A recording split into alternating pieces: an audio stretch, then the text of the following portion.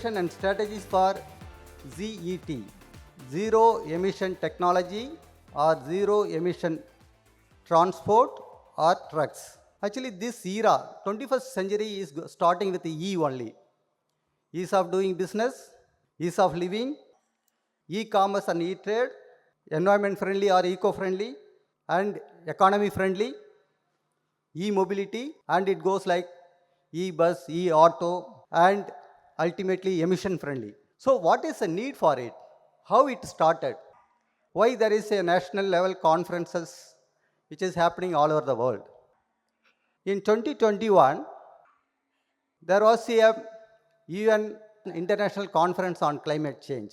The COP, Committee of Parties 26 protocol came out. After that, there was a meeting in Glasgow in UK where more than 120 countries participated and more than 40,000 registered members participated, and around 200 countries agreed to sign the agreement to implement Glasgow Climate Pact. The reason is the global warming, which is going into high speed.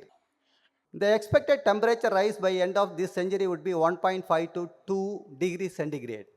If it goes up, many of the islands and countries and states will be submerged in the ocean. The economic loss and the environmental loss, it is very, very high. If you go through the report on this COP26 or Glasgow Climate Pact, you can understand. So all the countries, the 200 countries agreed to reduce the temperature rise by 1.5 degrees centigrade.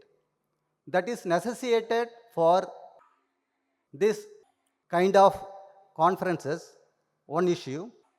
Second issue, the future does not belong to us. The future is for our next generation. So what we inherit from our old generation, we have to pass on to the next generation. So it is our moral obligatory to keep the carbon emission. That is carbon. Why carbon emission plays a major role, which is a major cause for rise of greenhouse effect and rise of temperature, global temperature, and melting of glaciers and all cyclic issues.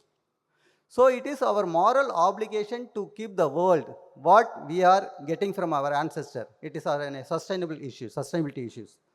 That is how this UN climate change conference on Glasgow ended. Based on that, these conferences, especially reduction of carbon emission, at least a minimum 47 to 50% by mid of this century. That is the agreement arrived at that one. By that, almost many countries, they agreed to go for zero carbon emission by 2050. European Union, UK, United States of America, and many other developed countries agreed to go for zero emission by 2050. China agreed to go for zero carbon emission by 2060, and India agreed to go for 2070. The zero emission we need to achieve. In that zero carbon emission, the major component is the carbon, and carbon in that the transport plays a major role. If you take the transport, almost European Union and many other countries, the transport, waterways transport play a major role, and international transport also play a major role in the waterways, that is shipping or inland shipping play a major role. Whereas in India, if you take the transport, nearly 70% of the transport is by roads, because our inland connectivity is very, very low, and connecting through seas also there is limited opportunity. Of course, we have around 7,000 kilometers of coastal line, but many of the states are located inside away from the coastal lines. So nearly 70% of our transport is by roads, and only 1 or 2% by water, remaining 18% by railways, and this is how it goes on. So keeping in that fact, how to achieve zero emission by 2030? That is a mute question here. India is a rising global economy. We are in the 5th position with $3.7 trillion right now. And we may achieve by 2030 third position also in the global economy. The economy is growing above 7% as per IMF predictions. It's a robust growth in Indian economy. And if you come to Indian scenario, the transport sector, especially ZET, that is zero emission trucking, that is what we are going to talk for today and tomorrow in a very elaborate way. Already one presentation was there. The trucking system, transport, which is going to play a major role. How much is involved right now? How much trucks are operating in India right now? We transport nearly 4.6 billion tons of freight per annum. 4.6 billion tons of freight. How many trucks are involved? 4.3 million trucks are involved. That is the current situation. That is 2023 figure. If you look at by 2050, what would be the scenario? It will quadruple. It will multiply by 4 times. So we need additional 17 million trucks will be operating in India by 2050. Because when the trucks are increasing, automatically the consumption of fuel will increase. That is diesel and petrol, whatever that one. So the question is here, how to replace this fuel with efficient technologies. That is why we are here. And also, how much fuel is involved for this one also, for the trucking operations. The kilometers, 2.2 trillion ton kilometer, that is truck travel by traveling in India per annum. It is expected to grow 9.6 trillion kilometer by 2050. So accordingly, the road transport, which is going to play a very, very crucial role, and in that trucks are playing a major role. So India is growing big, economy is growing big, and infrastructure is growing big, and mobility is growing big, and government also boosting the growth. Urbanization, it's a very, very big thing happening all over India. There are internal migration is much more than country to country migration, which is happening across the world, but in India also it is happening at much faster pace. So the urbanization is a very big drive for this mobility of vehicles. And government schemes, Bharat Mala, Bharat Sagar project, and also National Integrated Pipeline project. There are several national highway authorities here already there, construction of roads and growth. In addition to that, technological advancement, fast movement of vehicles, and dominance of road transport, and budgetary allocation, everything accelerates the movement of intensity of movement of vehicles and quantity of movement of vehicles and transport of commodities and services to cater to the needs of 1.4 billion people. That is how it drives, how it is mobilizing the vehicle movement, especially trucks movement, to bring into the front stage, how we need to address this issue. Because our commitment to the international players, all the countries, one issue, at the same time, how to sustain our growth. The sustainability is a major question because we are dealing with the Z generation which born after 2000. This is a generation which is more concerned about sustainability, green initiatives, and e-activities, everything. So that generation belongs to them. So whatever we acquired, we need to give back to them. That is why we are here to discuss this issue. For all this problem, currently zero emission transport, that is the solution for entire problem, whatever we are talking today. So it is going to reduce the transportation cost. Transportation cost right now in the GDP, 14% of our GDP goes for transportation cost. If you look at the logistic cost, I am working in Commerce and Industry Ministry. The logistic cost is a major factor which become our trade and commerce uncompetitive, which is 14% of our logistic cost. So many countries it's a single digit, we are in the double digit. Whereas transport alone contributes for 62%, the trucks movement alone contributes for 62%. So there is a need to reduce the transportation cost. Then you need to go for zero emission transport or technology. That is one issue. Then India needs to become a low carbon emission country in the world.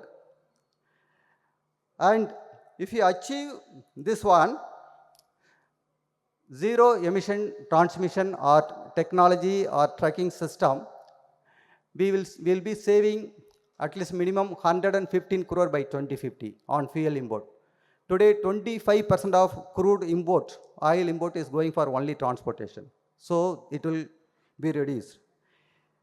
This one will be saving 2.8 gigatons of CO2 emission by 2050, 2.8 to 3.8 gigatons of carbon dioxide emission, which will be equivalent to 46 billion tree plantation. 46 billion tree plantation by going to this technology. And also 7,50,000 of suspended particulate matter emission will be reduced, and nitrous oxide emission will be reduced. So you will be providing the clean environment and green environment for the future generation. Actually, I can tell the story of how was Delhi 20 years back when we were going for interview. If you walk a kilometer, your eyes will burn, you will tear up. The tears, because there was a put system, something like that. So now changed the CNG. So it's the same thing. It is the pollution is a major issue. That is the issue. So this is need for this one. We need to go for zero emission technology. There is absolutely no doubt about that one. And for that, we need to congratulate all of you to take initiative. That on Sunday morning, you are all here. That shows your commitment for the cause. And what are the challenges? So I left with another 2 minutes only. I will finish off first. So one is a policy interventions. Right now, only 2 papers are there. One is by Nidhi Aayog in 2023, and this, I think August 18th or 13th, there was a policy paper advisory released by our scientific advice to Government of India. This speaks elaborately about the strategies. What is a demand side phenomena? What is a supply side phenomena? How to address? If you kindly go through that one, you'll get what are the policies intervention. Actually, we need a national level policy. Of course, some state government like Telangana, Tamil Nadu have started already implemented some of the policies. That is Shunya campaign, zero campaign for Telangana, zero emission campaign. Tamil Nadu came with Tamil Nadu electric vehicle policy, something like that. But national level, we need a policy, we need an act. I hope end of the day, end of the session, after 2 days even, the organizer will submit a proper policy document to Government of India and state government also. It would be useful. And also capital cost involvement. It involves a lot of technologies. It's starting from zero, starting from manufacturing, transporting, charging, fueling, storage, and marketing. Everything, there is a huge cost involved in this project. And also it involves huge risk. So that is a capital cost involvement is another risk. And technology, research and development. It is in the nascent stage. We need to go and invest for more R&D.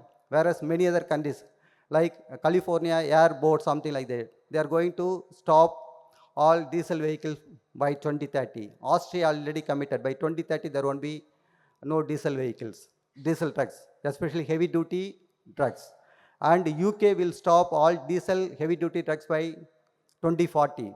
Many Sweden, Nordic countries, other European countries, many countries signed agreement. They will not go for carbon emission vehicles, especially heavy duty vehicles, all those things. They are switching over that one. And also financial strategy. Who will invest in these projects? All these new projects, who is going to take the risk? For investors, the greatest risk. So how to work out? How we can go for PPP model or private model or whatever outsourcing model, whatever model. Only you have to do the brainstorming, because I think you are the most you have the most expertise here. We can discuss and give the policy document that will bring the new strategies for development of policy. Of course, innovations only right now two innovations. One is battery electric vehicle, another is fuel cell electric vehicle. That is, of course, fuel cell electric vehicle talks about green hydrogen power generation. Green hydrogen power generation also, it is in the nascent stage. It needs to be proved. Only option is battery electric vehicle. So that is happening. These two things, how to store the energy, how to transport, how to meet out ease of doing business, ease of transport, all those issues are there. These are the major challenges before standing in front of you. I hope you will all discuss these issues in detail. You will come up with a wonderful policy document for the government to adopt. But it is a collaborative effort of common people, government, and private entrepreneurs. Then only we can bring the cleaner and greener India and can provide the uh, better solution for the next generation. And our commitment by 2070 will be fulfilled by all your commitments, all your engagements, and involvement.